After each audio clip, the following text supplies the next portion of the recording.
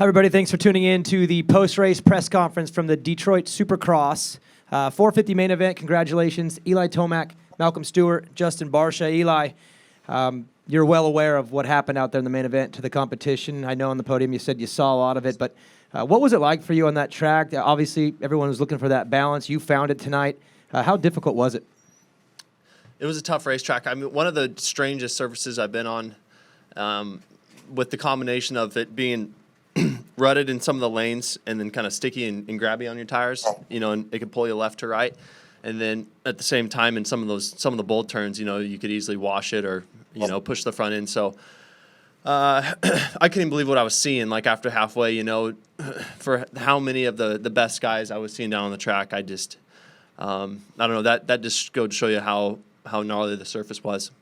And you're aware of where you were, the lead that you had. Did that change the way you rode late in the race, too, after seeing everyone go down and knowing the surface you were on? Yeah, I mean, I was just, I knew it was sketchy and it could get you at any time, and I was just trying to watch Malcolm. We were both pushing a good pace, and that was about it. And like I said, I could not believe what I was seeing. I mean, and then even at the end, I saw Marvin go down in the turn, and then I saw Dylan holding his hand. It was like all of the top guys at one point that were, had some sort of, crash or mistake. It was unbelievable.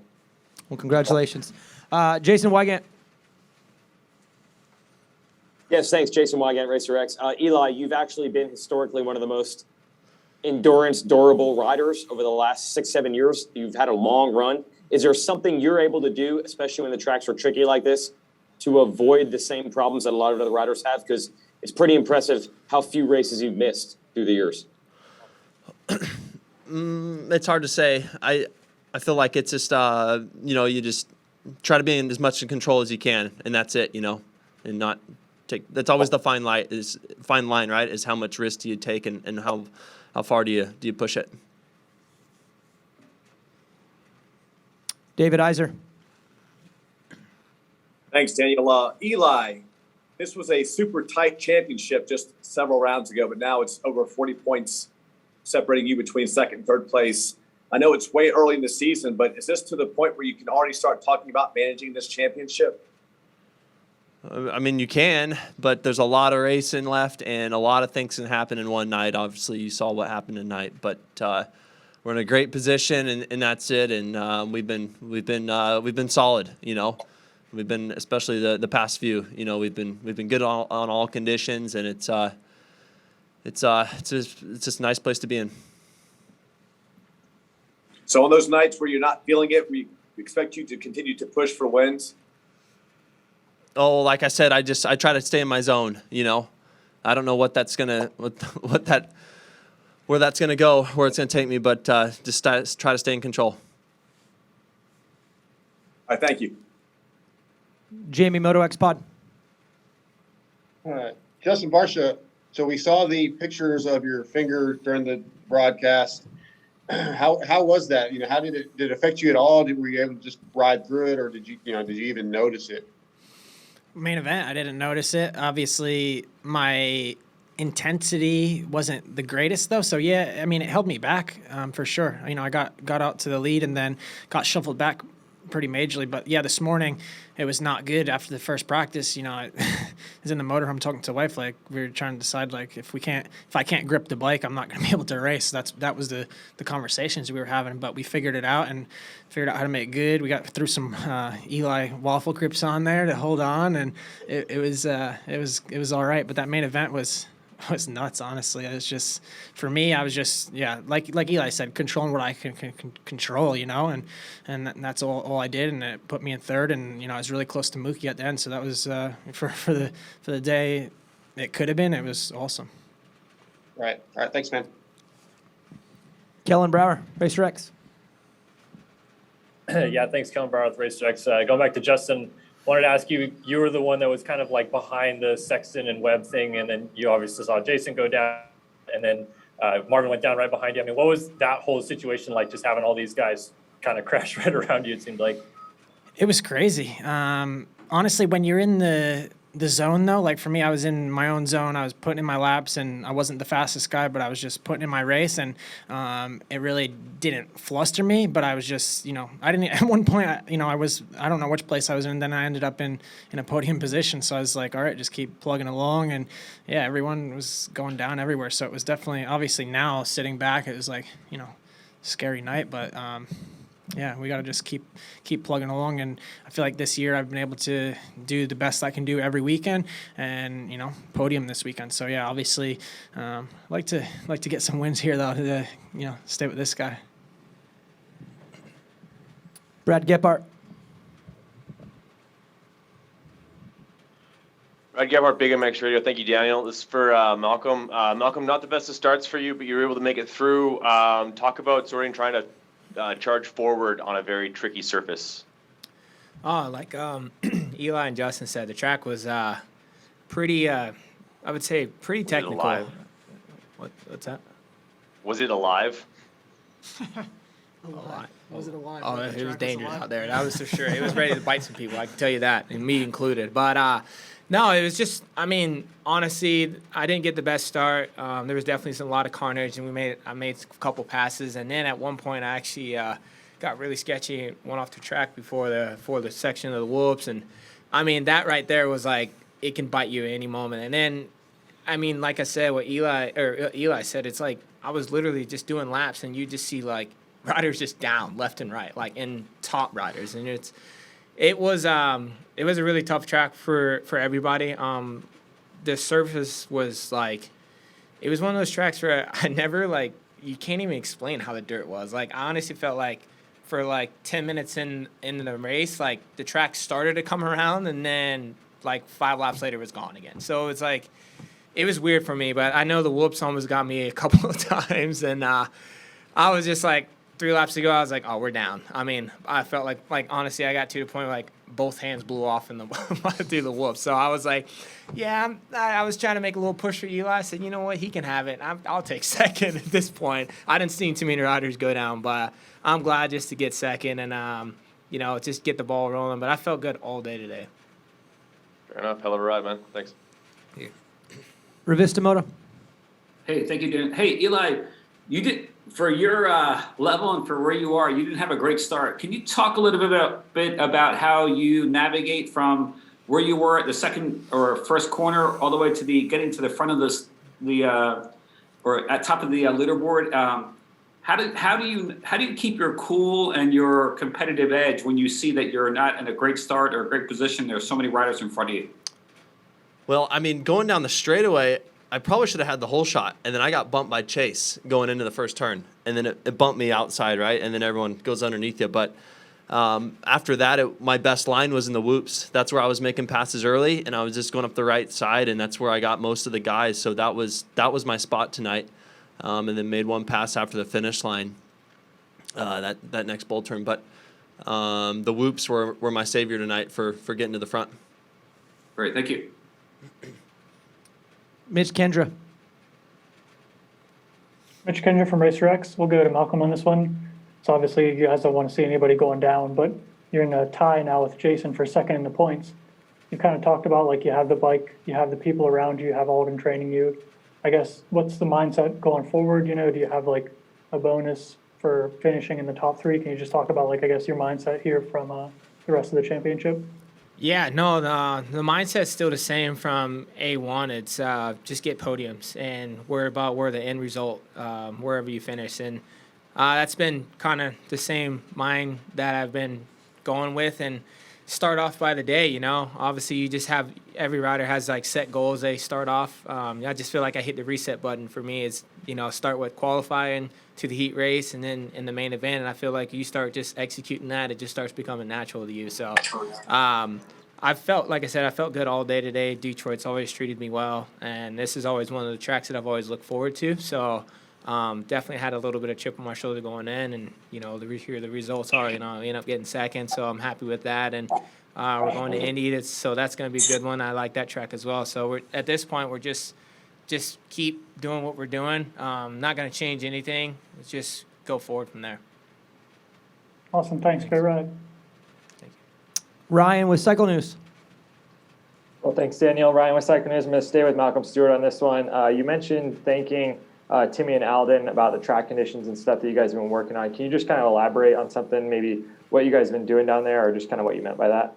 Yeah, of course, anybody knows who Alden, he works hard. He's definitely a hard worker. And even in mid-season, we're still itching and scratching of doing different programs to make myself better.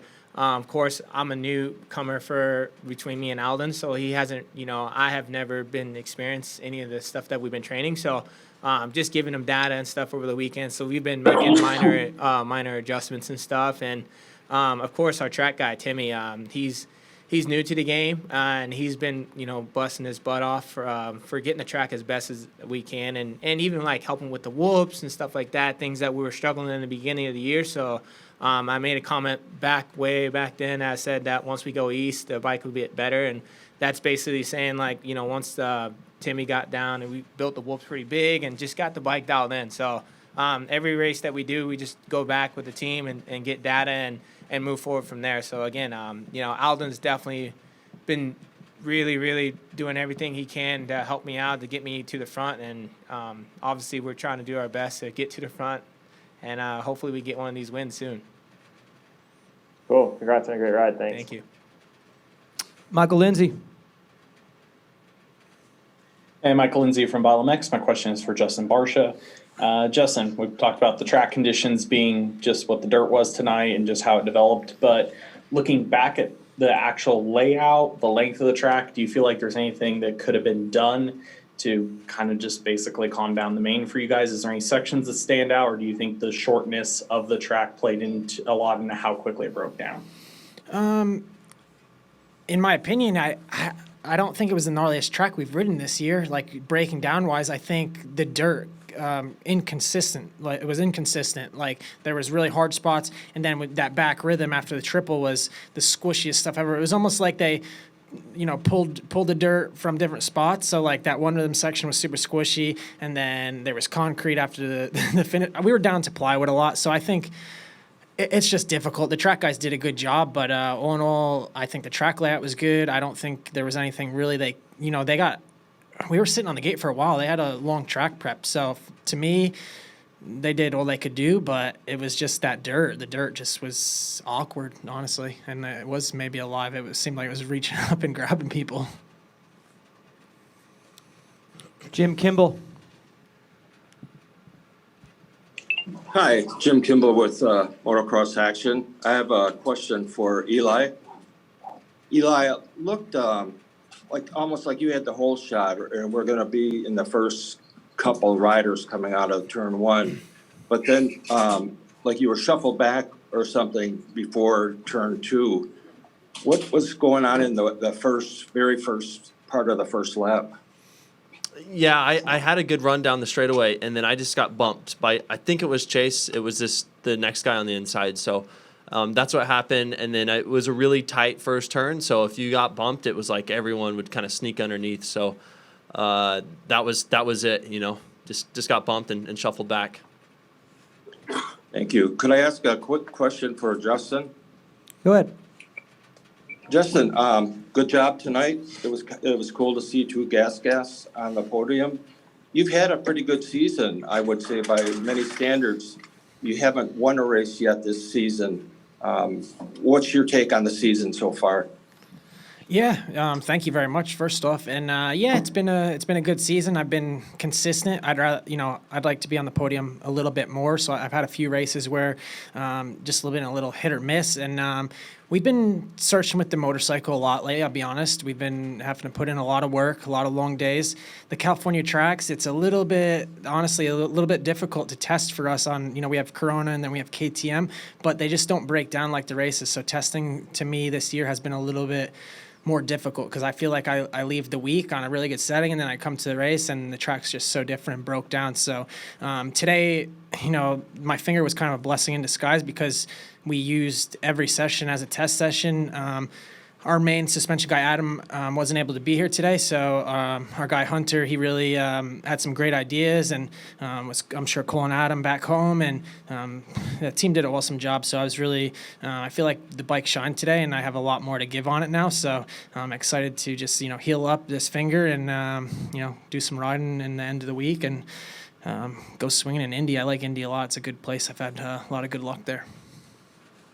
Thank you, and a very exciting race to all you guys. Jamie with Moto X Pod.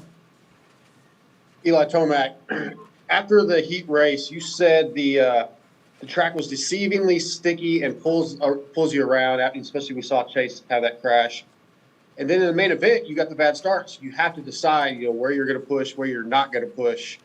Where's that mental line? Where do you decide, like, okay, it's risky, but I've got to chance it here, maybe not chance it there? Oh, like I said earlier, it was the whoops. That's where I made, Yeah. I don't know, whatever it was, 3 passes in there on the right side of the whoops, and then I got Jason just setting him up after the finish line to get like a slingshot into that bull turn. And that was it. And the rest, it's just like, it could get you at any time. So just had that spot in the whoops. So no point where you're just like, I need to maybe, I don't know what's going to happen to this section of track. I'm just, going to play it safe and just pushing the whole time. Once all the crashing happened, and then, I saw where we were at and the gap I had, I backed it down, especially in the whoops. Was definitely thinking a lot in those rhythm sections. I'm like, there's a lot of really good guys that have crashed. Like something's gnarly with this thing. So, the mindset changed. Okay, cool. Thanks, man. Revista Moto. Hey, thank you, Donnie. Hey, Justin, we all know how competitive you are, but was there any thought in your camp or with yourself, your family, about skipping this race and trying to heal up and preserve your or repair your stitches, or does that never really come into play?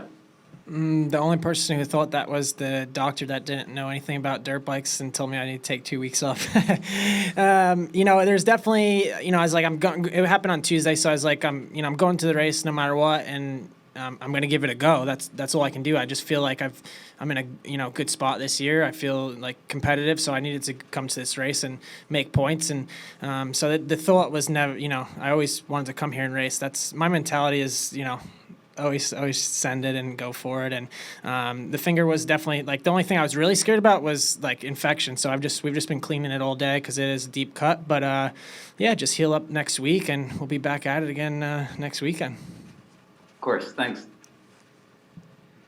2 more questions. Michael Lindsay and then Jason Wygant. You can close it out for us. My last question will be for Malcolm Stewart.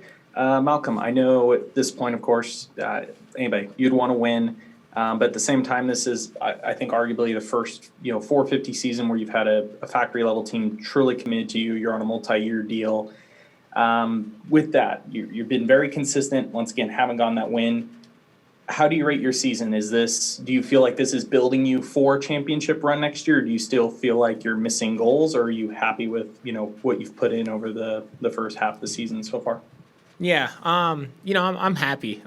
Just with everything that has been going. Again, this has been a huge change for me in general. So it's just more about being consistent. And of course, top 5, hit the podiums. That's definitely the run that I'm looking forward. And if you can start knocking those down, wins are going to start coming too as well. So it's just about being consistent. That's honestly my goal. And I'm digging the bike. It's definitely. We were kind of struggling on the beginning of the season, and then, like I said before, once we got on the East Coast, it would start kind of coming around, and that's what here we are on a second or third East Coast round now. So I feel good. It's honestly, like I said before, it's just keep the ball rolling and just get some more momentum. Because once you start getting podiums, you'll start adapting to it. That's just need to be up there. Weech. Yeah, I'll stay with you, Malcolm. It seems like as your riding is getting better and you're getting more comfortable on the bike, the starts are coming around as well, except for the main event tonight. But the heat race is good. The last couple of mains have been good. Are those things connected when the confidence starts to grow and you think a win maybe is brewing, that all of a sudden the starts kind of come with it? Yeah, no, I mean, of course, starts is I mean, everything on our race. So for me, it's just, we go back. Of course, in the beginning of the season, my starts weren't that good at all. I was starting in the back, and I'm like, if I ever even want to even come close to top 5 or even a podium or even close to a win, I got to start up there. So starts is definitely one of the main things that I focus, and the team definitely went back, and we come up with a setup to get me off the gate. But, so that's definitely a big confidence booster. And all you got to do is just once you start getting good starts and you're riding up there with the group, you start adapting. But I guess the real question I got for you, Weege, is why are you always driving every time I talk to you? That's the question I want to know. It's not driving, it's hustling. That's what I'm going to call it. Okay, all right. Pay for a hotel, man. You're always no driving. hotels. That's right. The race is over and I got places to be, so I can type for it. Fair enough. He's on his way to the Fair, thank airport you. so he could sleep at it. All right, guys. Eli, Mookie, Justin, congratulations on a good night of racing, and we'll see you in Indy. Thanks. Thank you.